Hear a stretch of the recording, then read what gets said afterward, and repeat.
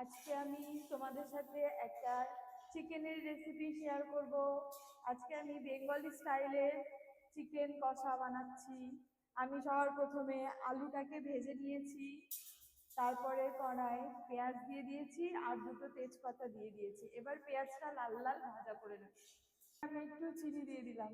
আমাদের এখানে আছে 1.5 কেজি চিকেন, আর আমরা যেহেতু সবাই আলু খেতে বেশি ভালোবাসি তাই একটু বেশি করে আলু দিয়েছি। এখানে তাও আছে 1 কেজির কাছাকাছি আলু আছে। হ্যাঁ, আলুগুলো আগে আমরা ভেজে তুলে নিয়েছি।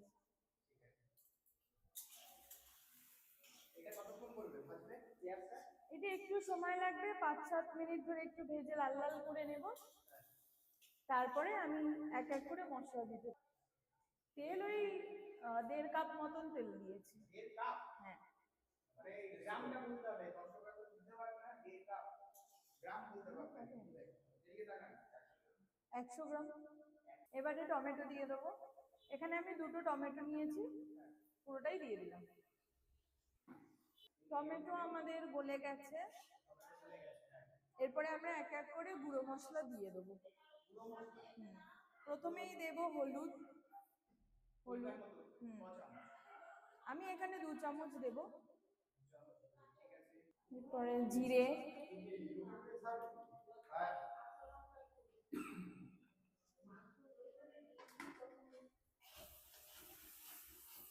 এবারে মাংসটা দিয়ে দেব।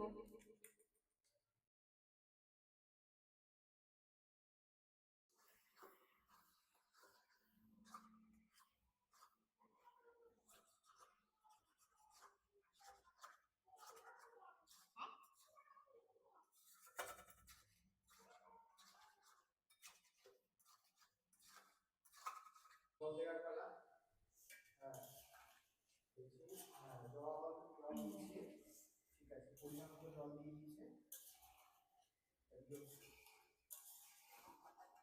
কালার কিন্তু চলে এসেছে, একটা স্মেলও কিন্তু অনেক সুন্দর পাওয়া যাচ্ছে।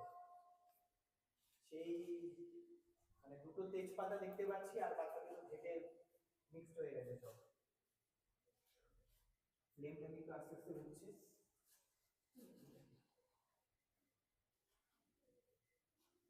এই যে রান্নি মশাই, কতটা আশাবাদী আপনি যে?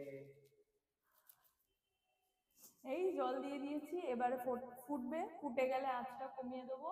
আলুটা যতক্ষণ না সিদ্ধ হয় ততক্ষণ একটু মাঝে মাঝে চেক করে দেখে নেবো। আলু সিদ্ধ হয়ে গেলে, মাংস সিদ্ধ হয়ে গেলে তারপরে গরম মশলা দিয়ে নামিয়ে নেবো। দেন আমাদের রেডি গরম গরম মাংসের ঝোল।